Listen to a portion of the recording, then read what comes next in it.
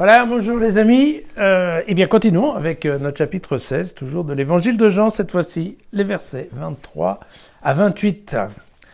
En vérité, je vous le dis, si vous demandez quelque chose à mon Père en mon nom, il vous le donnera. Jusqu'ici, vous n'avez rien demandé en mon nom, alors demandez et vous recevrez, pour que votre joie soit parfaite.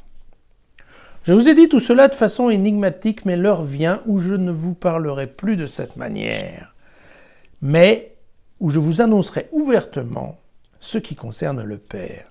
Ce jour-là, vous demanderez en mon nom, et cependant, je ne vous dis pas que je prierai le Père pour vous, car le Père lui-même vous aime, parce que vous m'avez aimé et que vous avez cru que je suis sorti de Dieu.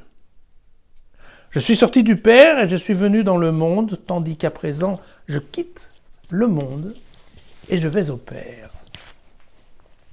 Voilà. Un petit passage de Jean qui est en fait une relecture, quelque part, d'un chapitre 14 qu'on a déjà lu dans Saint Jean. Vous saviez, encore un peu et le monde ne me verra plus. Vous me verrez vivant et vous vivrez vous aussi. Vous savez, c'était cette question. Seuls les disciples étaient capables, en fait, de voir Jésus. Donc, c'est effectivement, on continue avec ce deuxième discours d'adieu qui est en fait une préoccupation de Jésus quant au sort des disciples, une fois que Jésus ne sera plus sur terre. Et donc, vous voyez que là, Jean oppose en fait un discours, on va dire pré-pascal, le discours des paraboles, en fait, avec le discours post-pascal.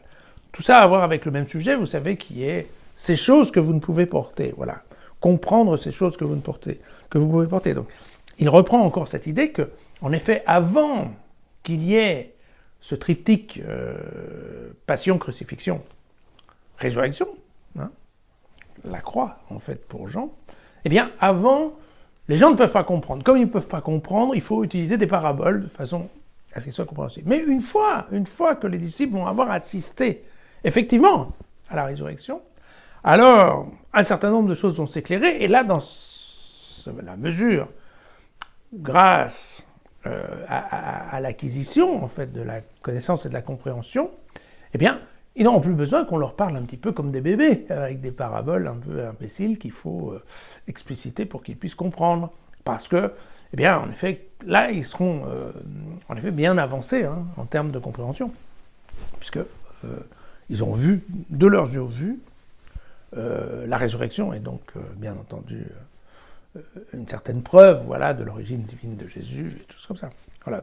Et donc, c'est ça, le fond.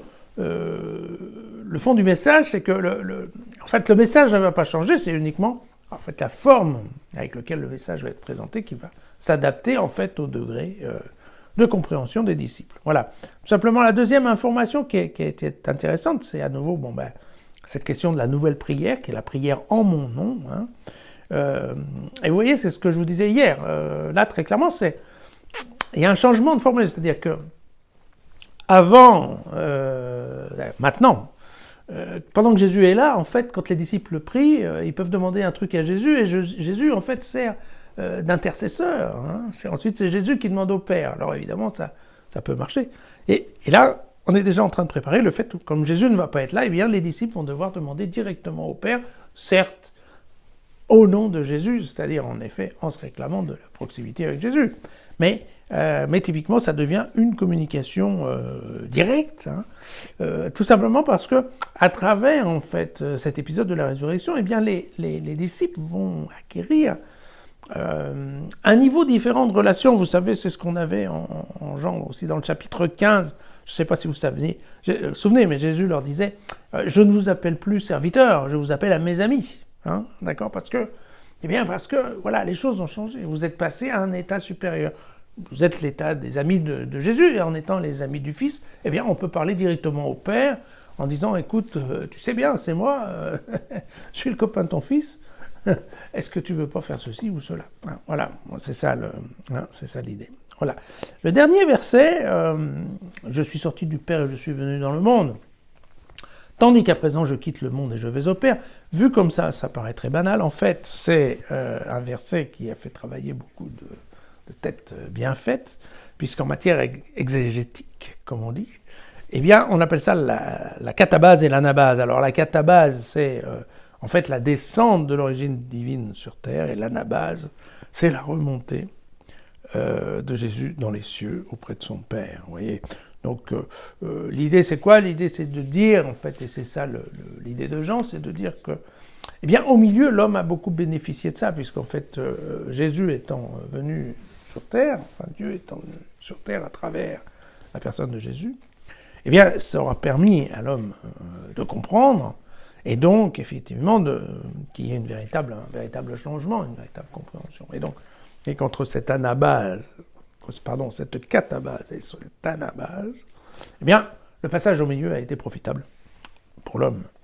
Mais attention, encore une fois, c'est uniquement parce que certains des hommes ont cru qu'effectivement Jésus, quand il était là, était le Fils de Dieu. Hein. Vous savez, et là on retrouve le passage du prologue qui était au verset 12.